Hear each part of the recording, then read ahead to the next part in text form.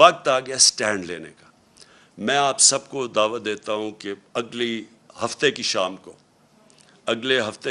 کو میں ایک بڑا پروٹیسٹ جلسہ کر رہا ہوں پریڈ گراؤنڈ میں، اور یہ ہوگا صرف پنڈی اور اسلام آباد سے میں لوگوں کو یہاں اکٹھا کر رہا ہوں۔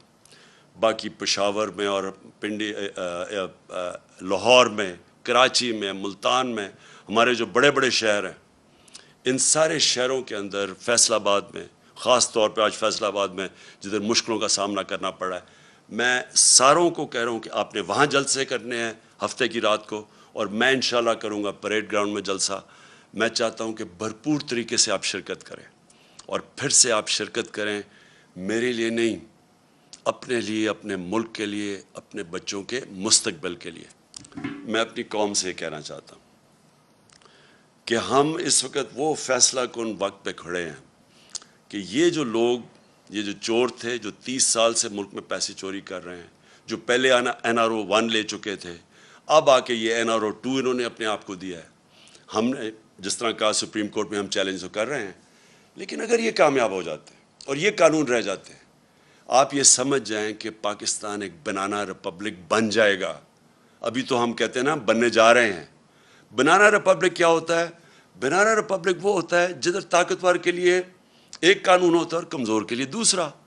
بنانا ریپبلک وہ ہوتا ہے جدھر رول آف لا نہیں ہوتا، یعنی قانون کی حکمرانی نہیں ہوتی، مائٹ از رائٹ ہوتی ہے، جس کی طاقت وہ جو مرضی کر لے۔ ادھر جا رہا ہے پاکستان۔ ایک طرف ہم نے ٹیکس لگا دیے لوگوں کے اوپر، تنخواہ دار لوگوں کے اوپر، اپنی کارپوریٹ کے اوپر ٹیکس لگا دیے، کسانوں کے اور عام آدمی کے لیے ڈیزل، پٹرول، بجلی وہاں تک پہنچا دیا ہے کہ ان کے لیے اب مشکل ہوگا گزارا کرنا۔ دوسری طرف جو سب سے بڑے طاقتور ڈاکو ہیں اس ملک میں، جنہوں نے 30 سال سے لوٹ رہے ہیں ملک کو، جن کے پاس اربوں روپے کی پراپرٹیز باہر ہیں، ان لوگوں کو 1100 ارب روپیہ معاف کر دیا ہے۔ ٹیکس لگا رہے ہیں، ہم نے کتنے ٹیکس، 8 انہوں نے ایکسٹرا IMF کے کہنے پہ ٹیکس لگائے ہیں، تو وہ جو لوگ لوٹ رہے تھے ملک کو، 1100 ارب روپیہ ان کا معاف کر دیا ہے اس نیب امینڈمنٹ نے۔ 1100 ارب روپیہ ذرا ذہن میں ڈال لیں کہ یہ پیسہ پاکستان کا پیسہ تھا جو چوری ہوا ہے۔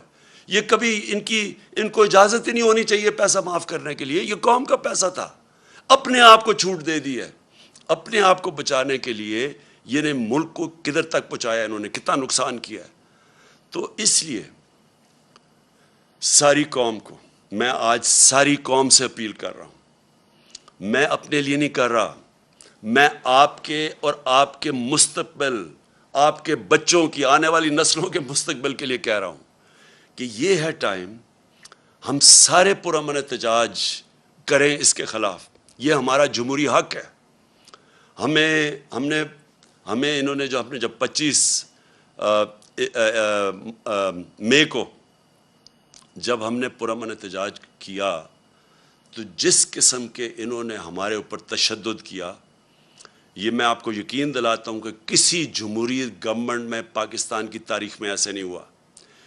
اور میں آپ کو جنرل مشرف کے مارشل لاء کو کہتا ہوں، میں نے 8 دن جیل میں گزارے تھے، میں نے اس دور میں اس طرح کا ظلم نہیں دیکھا جو انہوں نے اب کیا۔ اور ایسے انہوں نے ظلم کیا صرف ایک وجہ سے، کیونکہ ان کو پتہ یہ سارا ایک سازش کے ذریعے آئے ہیں، ناجائز ہیں، انہوں نے چوری چھپانے آنا تھا۔ ان کا صرف ایک اب حربہ رہ گیا کہ لوگوں کو خوف پھیلائیں، ڈنڈے کے زور سے لوگوں کو دبائیں تاکہ لوگ چپ کر کے بیٹھ جائیں، کہ خوف زدہ ہو جائیں لوگ کہ جی ہر جگہ، اور لوگوں کو ٹیلی فون آتے ہیں، کبھی صحافیوں کو ٹیلی فون آ جاتا ہے ان نون نمبر سے، کبھی سوشل میڈیا کے لوگوں کو اٹھا کے 2 دن جیل میں ڈال دیتے ہیں، خوف پھیلانے کے لیے۔ میرے اوپر کوئی 9 پتہ نہیں کتنی FIRs ہیں، صرف کہ کسی طرح ہم ڈر کے چپ کر کے بیٹھ جائیں۔ میں آج ساری قوم کو کہتا ہوں کہ آپ نے یہ خوف کا بت توڑنا ہے، یہ بہت بڑا بت ہے، یہ بت آپ کو غلام بنا دے گا۔ یہ بت، اگر آپ اس خوف کے بت سے کی پوجا کرنا شروع کر دیا آپ نے، تو یہ یاد رکھیں کہ آپ اپنے اوپر ظلم بڑھا دیں گے، یہ ظلم بڑھتے جائیں گے آپ کے اوپر، مہنگائی بڑھتی جائے گی، چوری بڑھتی جائے گی، ساری چوری کی قیمت آپ ادا کرتے ہیں۔ جتنا یہ اوپر بڑے بڑے ڈاکو چوری کرتے ہیں، آپ اس کی قیمت ادا کرتے ہیں۔ ہم نے انہوں نے 3.5 سال کیمپین چلائی اور مجھے پتہ ہے کدھر سے پیسے میڈیا کے اوپر چلا، مجھے پتہ ہے باہر سے فنڈنگ کدھر سے ہوئی ہمارے اگینسٹ یہ جو پوری سازش تھی۔ آپ یہ دیکھیں کہ آخری 2 سال میں 17 سال میں جو سب سے زیادہ پاکستان کی 17 سال کے بعد، اس کے باوجود کہ بینکرپٹ ملا تھا، دیوالیہ نکلا ہوا تھا، اس کے باوجود کرونا ہوا تھا، اس کے باوجود آخری 2 سال میں 17 سال کے بعد سب سے زیادہ گروتھ ریٹ تھی ہماری، یعنی ڈیولپمنٹ تھی۔ کرونا کے باوجود، آئی ایم ایف کے پروگرام کے باوجود، آج دنیا اکنالج کرتی ہے جو ہمارا احساس کا پروگرام تھا۔ اسٹینفورڈ یونیورسٹی کی ریسرچ دیکھ لیں، انہوں نے اکنالج کیا کہ پاکستان ایک فلائی ریاست بننے کی طرف جا رہی تھی۔ یہ ہم نہیں کہہ رہے تھے، یہ باہر کی دنیا اکنالج کر رہی ہے۔ ہمارا جو کلائمیٹ چینج کا پروگرام تھا، دنیا اکنالج کر رہی تھی۔ 10 ڈیمز ہم نے پہلی دفعہ شروع کیا کہ پاکستان کے آگے مستقبل کا سوچا جائے۔ اس دور کے اندر، مشکل دور میں، آج آپ دیکھ لیں کہ ہمارا معاوضہ کریں جو انہوں نے کیا کہ صرف 2 مہینے کے اندر۔ میں اپنی ساری قوم کو آج کہتا ہوں کہ یہ آپ کے اوپر خوف بھی پھیلائیں گے، میڈیا کے۔ میں تو آج سلام کرتا ہوں ان صحافیوں کو، میڈیا اینکرز کو، جن کے اوپر ایف آئی آرز کاٹی ہوئی ہیں، جن کو ٹیلی فون کر کر کے دھمکیاں دی جا رہی ہیں، میڈیا آنرز کو میں ان کو سلام کرتا ہوں، جو 2-3-4 میڈیا آنرز جو آج کھڑے ہوئے ہیں، اس کے باوجود کہ دھمکیاں ملتی ہیں، اس کے باوجود آج کھڑے ہیں اور حق اور سچ پہ کھڑے ہیں۔ میں آج اپنی ساری قوم کو کہنا چاہتا ہوں، آپ نے اس طرح کے لوگوں کے جتنے یہ آپ کو ڈرانے کی کوشش اور ظلم کرنے کی کوشش، اس سے نہ گھبرائیں۔ وقت آ گیا سٹینڈ لینے کا۔ میں آپ سب کو دعوت دیتا ہوں کہ اگلے ہفتے کی شام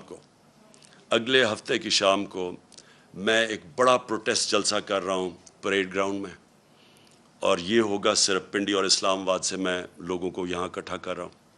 باقی پشاور میں اور پنڈی، لاہور میں، کراچی میں، ملتان میں، ہمارے جو بڑے بڑے شہر ہیں، ان سارے شہروں کے اندر، فیصل آباد میں خاص طور پہ، آج فیصل آباد میں جدھر مشکلوں کا سامنا کرنا پڑا ہے، میں ساروں کو کہہ رہا ہوں کہ آپ نے وہاں جلسے کرنے ہیں ہفتے کی رات کو، اور میں انشاءاللہ کروں گا پریڈ گراؤنڈ میں جلسہ۔ میں چاہتا ہوں کہ بھرپور طریقے سے آپ شرکت کریں، اور پھر سے آپ شرکت کریں، میرے لیے نہیں، اپنے لیے، اپنے ملک کے لیے، اپنے بچوں کے مستقبل کے لیے۔ پاکستان پائندہ باد۔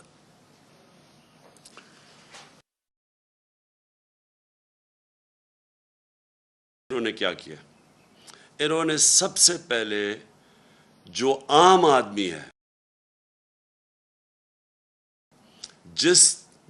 جتنی انہوں نے قیمتیں بڑھائی ہیں پٹرول کی اور ڈیزل کی اور بجلی کی، یہ ابھی یہاں رکیں گی نہیں۔ پہلے تو اتنی کبھی قیمتیں بڑھی نہیں ہیں۔ اس کے بعد